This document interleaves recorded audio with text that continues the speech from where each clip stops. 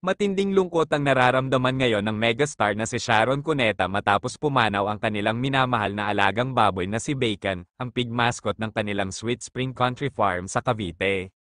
Sa isang emosyonal na Instagram post, ibinahagi ni Sharon ang kanyang pagdadalamhati sa biglaang pagpanaw ni Bacon noong ika-1 ng Marso, sa edad na 13 taon. Our hearts are crying, our favorite pig in our farm, our Bacon, suddenly passed away. Ayon kay Sharon, ilang araw nang hindi kumakain si Bacon bago ito tuluyang hindi na nagising isang umaga. She just refused to wake up that morning, having refused food for a couple of days before then.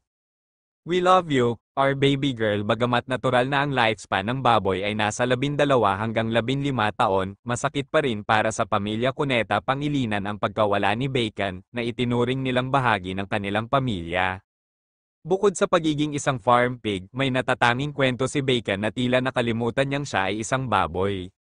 You forgot you were a pig the moment the pig is ostracized you, but the dogs were kind, that you even learned how to bark like them. Sa kanilang farm, hindi agad natanggap ng ibang baboy si Bacon, kaya mas napalapit siya sa kanilang mga aso, hanggang sa tila natuto itong tumahol tulad ng mga ito. Bilang pangwakas sa kanyang mensahe, pinasalamatan ni Sharon si Bacon sa kasiyahan at pagmamahal na ibinigay nito sa kanilang pamilya.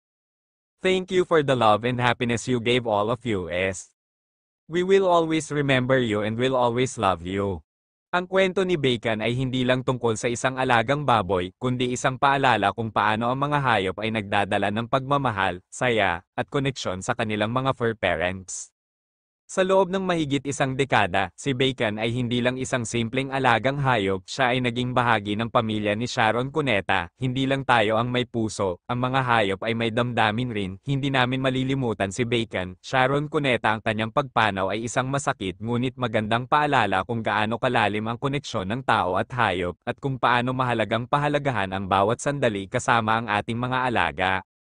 Matinding lungkot ang nararamdaman ngayon ng megastar na si Sharon Cuneta matapos pumanaw ang kanilang minamahal na alagang baboy na si Bacon, ang pig mascot ng kanilang Sweet Spring Country Farm sa Cavite.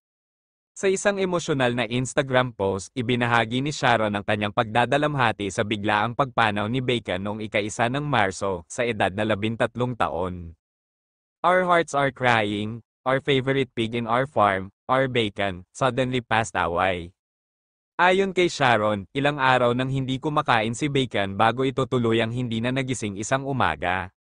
She just refused to wake up that morning, having refused food for a couple of days before then. We love you, our baby girl. Bagamat natural na ang lifespan ng baboy ay nasa 12 hanggang 15 taon, masakit pa rin para sa pamilya Cuneta Pangilinan ang pagkawala ni Bacon, na itinuring nilang bahagi ng kanilang pamilya. Bukod sa pagiging isang farm pig, may natatanging kwento si Bacon na tila nakalimutan niyang siya ay isang baboy. You forgot you were a pig the moment the pig is ostracized you, but the dogs were kind, that you even learned how to bark like them. Sa kanilang farm, hindi agad natanggap ng ibang baboy si Bacon, kaya mas napalapit siya sa kanilang mga aso, hanggang sa tila natuto itong tumahol tulad ng mga ito. Bilang pangwakas sa kanyang mensahe, pinasalamatan ni Sharon si Bacon sa kasiyahan at pagmamahal na ibinigay nito sa kanilang pamilya. Thank you for the love and happiness you gave all of us. We will always remember you and will always love you. Ang kwento ni Bacon ay hindi lang tungkol sa isang alagang baboy, kundi isang paalala kung paano ang mga hayop ay nagdadala ng pagmamahal, saya, at koneksyon sa kanilang mga fur parents.